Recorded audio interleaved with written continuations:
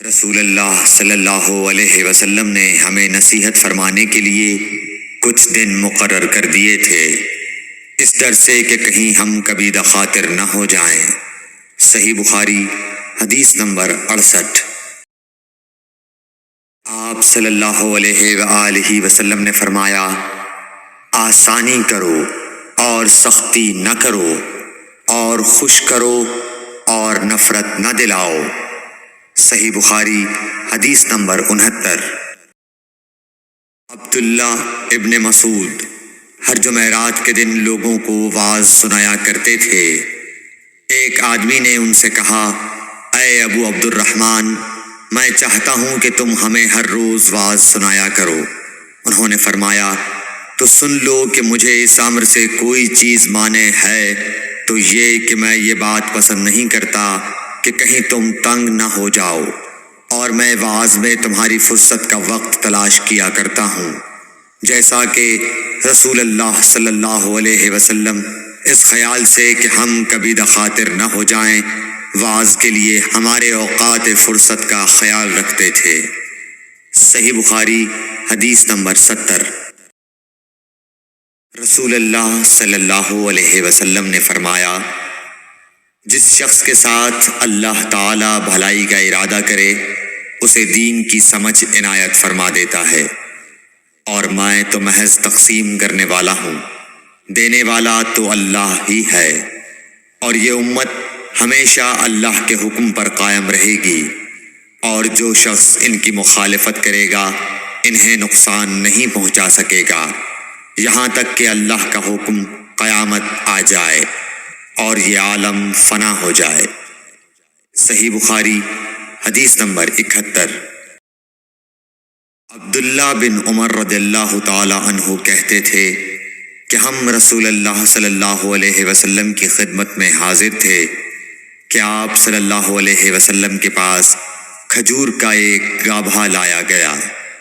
اسے دیکھ کر آپ نے فرمایا کہ درختوں میں ایک درخت ایسا ہے اس کی مثال مسلمان کی طرح ہے۔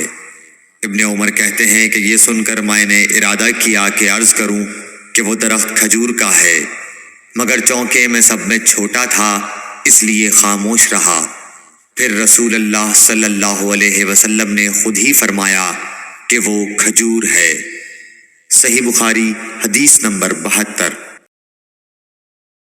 رسول اللہ صلی اللہ علیہ وسلم کا ارشاد ہے کہ حسد صرف دو باتوں میں جائز ہے، ایک تو اس شخص کے بارے میں جسے اللہ نے دولت دی ہو اور وہ اس دولت کو راہ حق میں خرچ کرنے پر بھی قدرت رکھتا ہو، اور ایک اس شخص کے بارے میں جسے اللہ نے حکمت کی دولت سے نوازا ہو اور وہ اس کے ذریعے سے فیصلہ کرتا ہو اور لوگوں کو اس حکمت کی تعلیم دیتا ہو۔ صحیح بخاری حدیث نمبر 73۔ رسول اللہ صلی اللہ علیہ وآلہ وسلم نے فرمایا، ایک دن حضرت موسیٰ علیہ السلام بنی اسرائیل کی ایک جماعت میں بیٹھے ہوئے تھے کہ اتنے میں ایک شخص آیا اور اس نے آپ سے پوچھا، کیا آپ جانتے ہیں کہ دنیا میں کوئی آپ سے بڑھ کر عالم موجود ہے؟ حضرت موسیٰ علیہ السلام نے فرمایا، نہیں۔ اس پر اللہ تعالیٰ نے حضرت موسیٰ علیہ السلام کے پاس وحی بھیجی کہ ہاں، ہمارا بندہ خضر ہے جس کا علم تم سے زیادہ ہے۔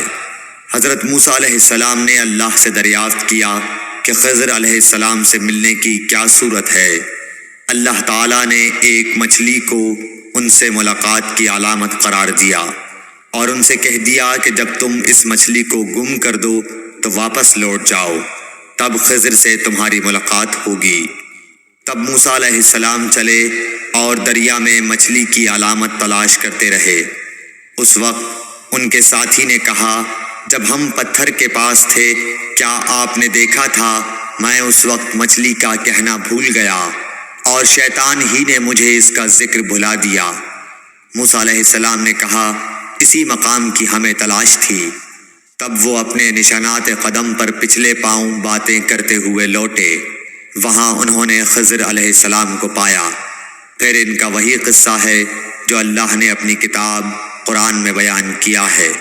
صحیح بخاری حدیث نمبر 74۔ حضرت ابن عباس رضی اللہ تعالی عنہ نے فرمایا کہ ایک مرتبہ رسول اللہ صلی اللہ علیہ وآلہ وسلم نے مجھے سینے سے لگا لیا اور دعا دیتے ہوئے فرمایا کہ اے اللہ اسے علم کتاب قرآن عطا فرمائیو۔ صحیح بخاری حدیث نمبر 75۔ عبداللہ بن عباس رضی اللہ تعالی عنہ نے فرمایا کہ میں ایک مرتبہ گدھی پر سوار ہو کر چلا۔ اس زمانے میں مائے بلوغ کے قریب تھا۔ رسول اللہ صلی اللہ علیہ وسلم منی میں نماز پڑھ رہے تھے اور آپ کے سامنے دیوار کی آڑ نہ تھی، تو میں بعض صفوں کے سامنے سے گزرا اور گدھی کو چھوڑ دیا۔ وہ چرنے لگی، جبکہ میں صف میں شامل ہو گیا، مگر کسی نے مجھے اس بات پر ٹوکا نہیں۔ صحیح بخاری حدیث نمبر 76۔ محمود بن ربی فرماتے ہیں کہ مجھے یاد ہے کہ ایک مرتبہ رسول اللہ صلی اللہ علیہ وسلم نے ایک ڈول سے منہ میں پانی لے کر میرے چہرے پر کلی فرمائی، اور میں اس وقت 5 سال کا تھا۔ صحیح بخاری حدیث نمبر 77۔